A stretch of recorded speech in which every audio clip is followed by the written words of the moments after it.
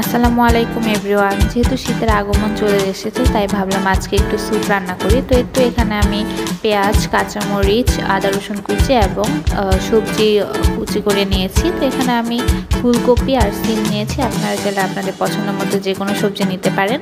এখন আমি এখানে পেঁয়াজ আর আদা রসুনটাকে একটু একদম হালকা তেল দিয়ে ভেজে নিয়েছি। তারপর আমি এখানে অ্যাড করে দিব হচ্ছে কেটে রাখা সবজিগুলো। তো এই তো সবজি আমি অ্যাড করে দিয়েছি। তারপর আমি সবজিগুলো দেওয়ার পর এখানে দিয়ে দিব পরিমাণ মতো পানি।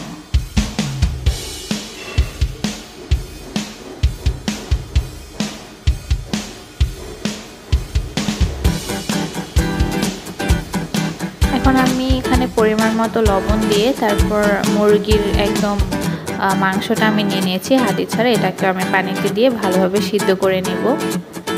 তো হালকা একটু বলক আসার পর একটু নেড়ে চেড়ে দিলাম। তারপর মাংসটা সিদ্ধ হয়ে এলে আমি একটা চামচের সাহায্যে মাংসটাকে তুলে নিয়ে মাংসটাকে ভালোভাবে ঝুরা ঝুরা করে নেব। তো মাংসটাকে ভালোভাবে কুচি করার পর আমি মাংসটাকেও পানিটার মধ্যে দিয়ে দিচ্ছি। আপনারা চাইলে মাংসটা ফার্স্টে একদম কুচি কুচি করে পানিটার সাথে দিয়ে দিতে পারেন। তারপর আমি এখানে একটা ডিম ফেটে নিয়ে ডিমটাকে তো আপনারা দেখতেই পাচ্ছেন আমি কিভাবে দিচ্ছি যাতে ডিমটা দলা পেকে না যায়। দিয়ে আমি একটু নেড়ে দিচ্ছি।